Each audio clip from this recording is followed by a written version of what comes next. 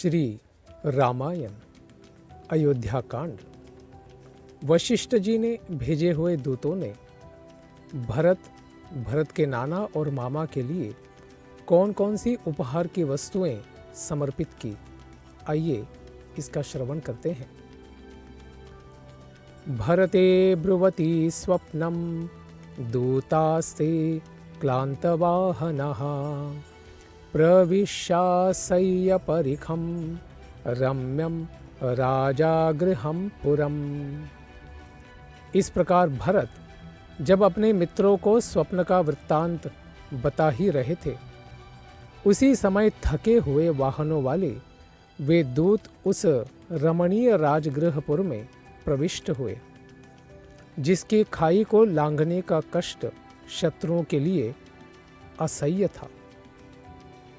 नगर में आकर वे दूत कैकेयी देश के राजा और राजकुमार से मिले तथा उन दोनों ने भी उनका सत्कार किया। फिर वे भावी राजा भरत के चरणों का स्पर्श करके उनसे इस प्रकार बोले, कुमार, पुरोहित जी तथा समस्त मंत्रियों ने आपसे कुशल मंगल कहा है। अब आप यहाँ से शीघ्र चलिए। अयोध्या में आपसे अत्यंत आवश्यक कार्य है।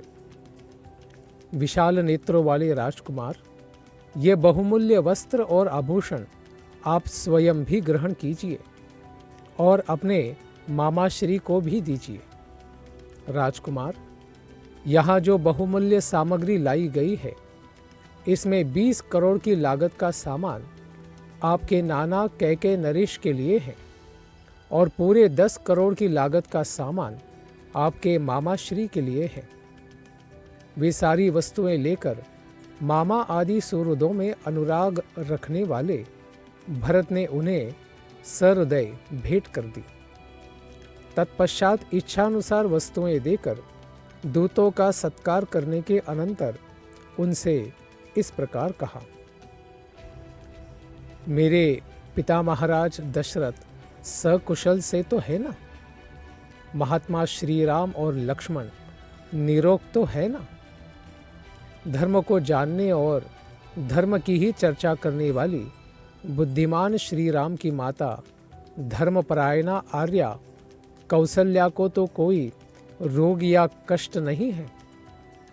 क्या वीर लक्ष्मण और शत्रुघ्न की जननी मेरी मझली माता धर्मज्ञा सुमित्रा स्वस्थ और सुखी तो हैं?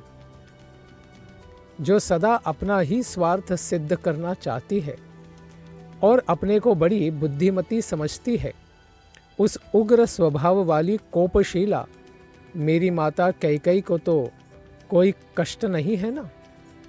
उसने क्या कहा है? महात्मा भरत के इस प्रकार पूछने पर उस समय दूतों ने विनयपूर्वक उनसे इस प्रकार से बात कही, पुरुष सिंह, आपको जिनका कुशल मंगल अभिप्रेत है वे सब सकुशल है। हाथ में कमल लिए रहने वाली लक्ष्मी आपका वरण कर रही है। अब यात्रा के लिए शीघ्र ही आपका रथ जुत कर तैयार हो जाना चाहिए। उन दूतों के ऐसा कहने पर भरत ने उनसे कहा, अच्छा, तो मैं महाराज श्री से पूछता हूँ कि दूत मुझसे शीघ्र अयोध्या वापस चलने के लिए कह रहे हैं, आपकी क्या आज्ञा है? दूतों से ऐसा कहकर राजकुमार भरत उनसे प्रेरित होकर नाना श्री के पास जाकर बोले, राजन, मैं दूतों के कहने से इस समय पिताजी के पास वापस जा रहा हूँ। पुनः जब आप मुझे याद करेंगे, यहाँ लौट आऊँगा। भरत के ऐसा कहने पर नाना कैकेयी नरेश ने उस समय उन रघुकुल भूषण भरत का मस्तक सूंघ कर यह शुभ वचन कहा, तात, जाओ, मैं तुम्हें आज्ञा देता हूँ। तुम्हें पाकर कैकेयी उत्तम संतान वाली हो गई है।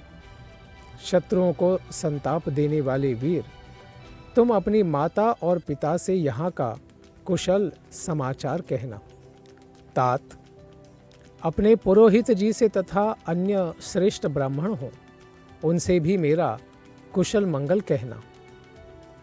उन महाधनुर्धर दोनों भाई श्री राम और लक्ष्मण से भी यहाँ का कुशल समाचार सुना देना। ऐसा कहकर कैकेयी नरेश ने भरत का सत्कार करके उन्हें बहुत से उत्तम हाथी, विचित्र कालीन, मृगचर्म और बहुत सा धन दे दिया, जो अंतपुर में पाल पोस कर बड़े किए गए थे। बल और पराक्रम में बाघों के समान थे, जिनकी दाढ़ें बड़ी बड़ी और काया अत्यंत विशाल थी। ऐसे बहुत से कुत्ते भी कैकेयी नरेश ने भरत को भेंट में दिए। 2000 सोने की मोहरें और 1600 घोड़े भी उनको दिए। इस प्रकार कैकेयी नरेश ने कैकेयी कुमार भरत को सत्कार पूर्वक बहुत सा धन भेंट किया। उस समय कैकेयी नरेश अश्वपति ने अपने अभिष्ट, विश्वास पात्र और गुणवान मंत्रियों को भरत के साथ जाने के लिए शीघ्र आज्ञा दी। भरत के मामा ने उन्हें उपहार में दिए जाने वाले फल के रूप में इरावान पर्वत और इंद्रशीर नामक स्थान के आसपास उत्पन्न होने वाले बहुत से सुंदर सुंदर हाथी तथा तेज चलने वाले सुशिक्षित खच्चर दिए, जो मार्ग को खुद ही जानते थे। उस समय जाने की जल्दी होने के कारण कैकेयी पुत्र भरत ने कैकेयी राज के दिए हुए उस धन का अभिनंदन नहीं किया। उस अवसर पर उनके हृदय में बड़ी भारी चिंता हो रही थी। इसके 2 कारण थे। एक तो दूत वहां से चलने की जल्दी मचा रहे थे, दूसरे उन्हें दुस्वप्न का दर्शन भी हुआ था। वे यात्रा की तैयारी के लिए पहले अपने आवास स्थान पर गए, फिर वहां से निकलकर मनुष्यों, हाथियों और घोड़ों से भरे हुए परम उत्तम राजमार्ग पर चले गए। उस समय भरत जी के पास बहुत बड़ी संपत्ति जुट गई थी। सड़क को पार करके भरत ने राजभवन के परम उत्तम अंतःपुर का दर्शन किया और उसमें वे बेरोक टोक अंदर घुस गए। वहां नाना, नानी, मामा, युधाजित और मामी से विदा ले शत्रुघ्न सहित रथ पर सवार होकर भरत ने यात्रा आरंभ की। गोलाकार पहिए वाले 100 से भी अधिक रथों में ऊंट, बैल, घोड़े और खच्चर जोतकर सेवकों ने जाते हुए भरत का अनुसरण किया।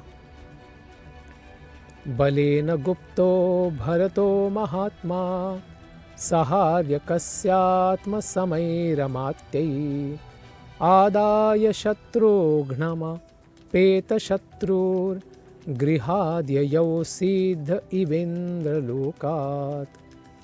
शत्रुहीन महामना भरत अपनी और मामा की सेना से सुरक्षित होकर शत्रुघ्न को अपने साथ रथ पर लेकर नाना के अपने ही समान माननीय मंत्रियों के साथ मामा के घर से चले, मानो कोई सिद्ध पुरुष इंद्रलोक से किसी अन्य स्थान के लिए प्रस्थित ही हुआ हो।